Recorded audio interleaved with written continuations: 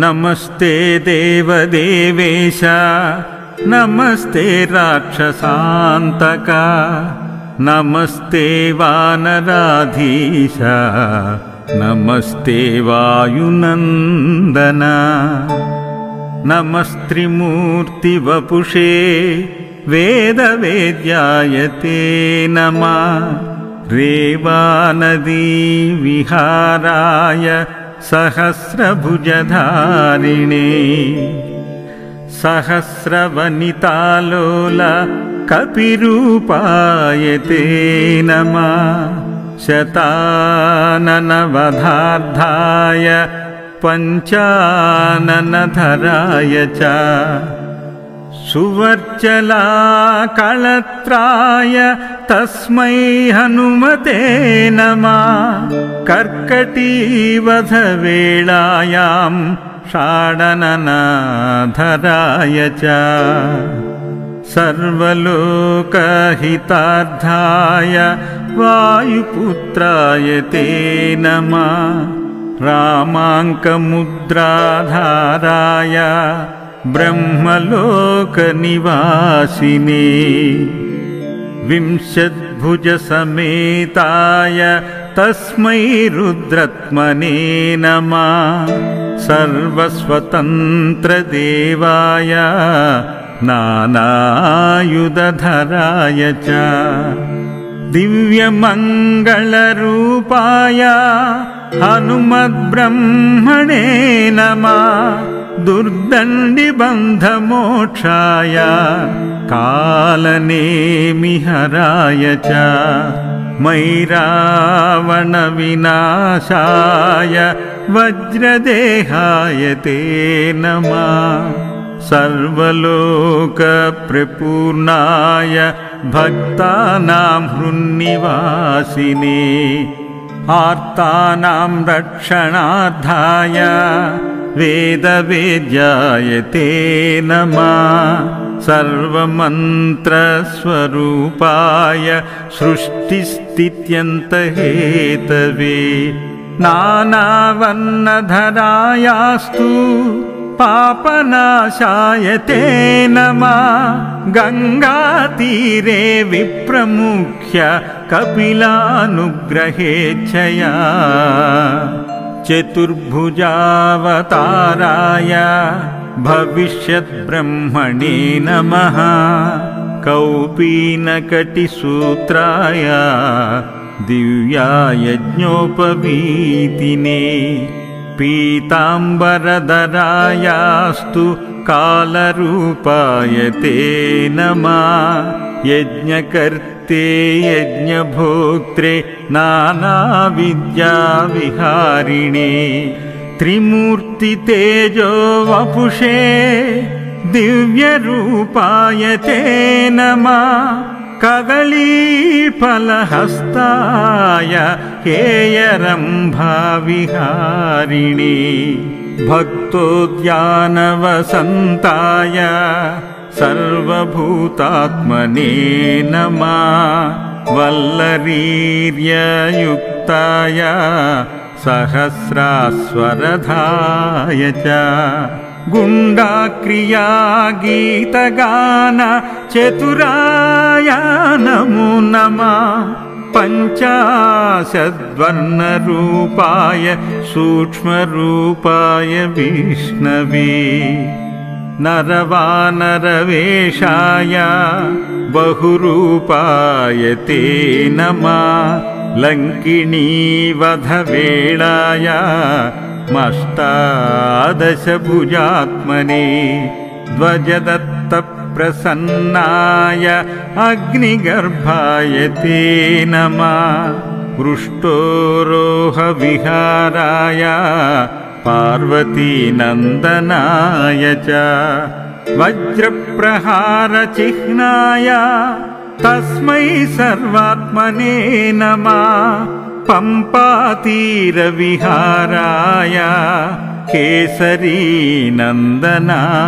च तप्तकाञ्चनवर्णाय वीररूपाय ते नमः तप्तकाञ्चनवर्णाय वीररूपाय ते नमः।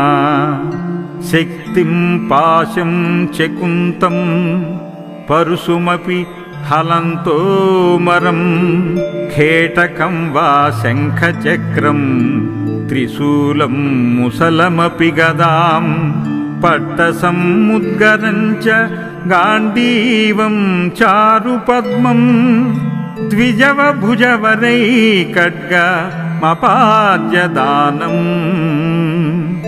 वन्देऽहं वायुसूनुं सुररिपुमदनं भक्तरक्षाधुरीणम्।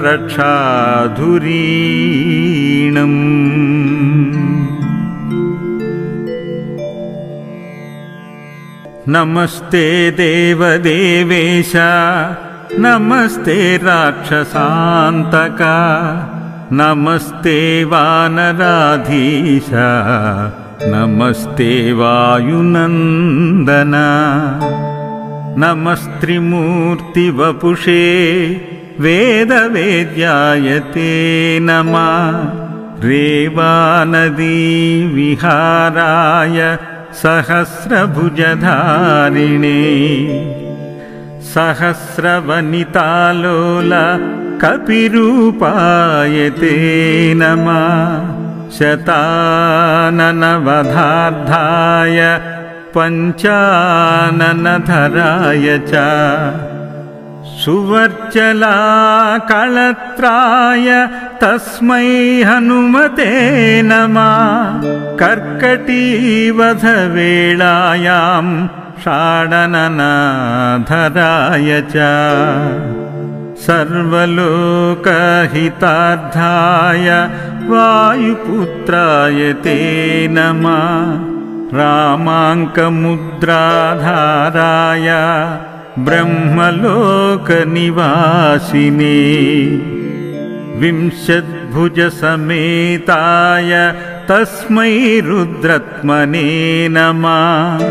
सर्वस्वतन्त्रदेवाय नानायुधधराय च दिव्यमङ्गलरूपाय हनुमद्ब्रह्मणे नमः। दुर्दण्डिबन्धमोक्षाय कालनेमिहराय च मैरावणविनाशाय वज्रदेहाय ते नमः। सर्वलोकप्रपूर्णाय भक्तानां हृन्निवासिने आर्तानां रक्षणार्थाय वेदवेद्याय ते नमः।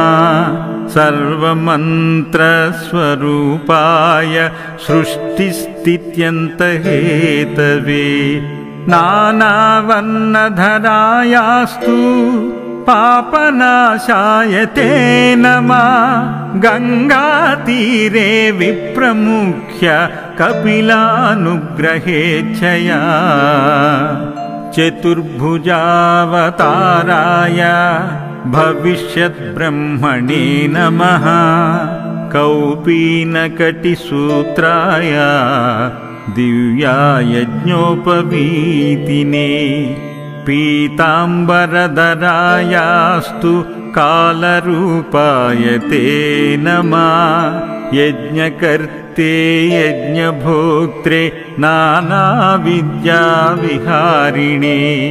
त्रिमूर्तितेजो वपुषे दिव्यरूपाय ते नमः।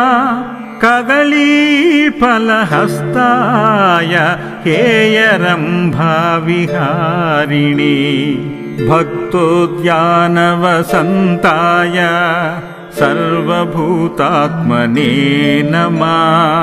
वल्लरीर्ययुक्ताय सहस्रास्वरधाय च गुण्डाक्रिया गीतगान चतुराय नमो नमः। पञ्चाशद्वर्णरूपाय सूक्ष्मरूपाय विष्णवे नरवानरवेषाय बहुरूपाय ते नमः। लङ्किणीवधवेळाय मष्टादशभुजात्मने ध्वजदत्तप्रसन्नाय अग्निगर्भाय ते नमः पृष्ठोरोहविहाराय पार्वतीनन्दनाय च वज्रप्रहारचिह्नाय तस्मै सर्वात्मने नमः पम्पातीरविहाराय केसरीनन्दनाय च तप्तकाञ्चनवर्णाय वीररूपाय ते नमः तप्तकाञ्चनवर्णाय वीररूपाय ते नमः शक्तिं पाशं च कुन्तं परशुमपि हलन्तोमरं खेटकं वा शङ्खचक्रं त्रिशूलं मुसलमपि गदां पट्टसमुद्गरं च गाण्डीवं चारुपद्मं द्विजवभुजवरैकड्गमपाद्यदानम् वन्देऽहं वायुसूनुं सुररिपुमदनं भक्तरक्षाधुरीणम्।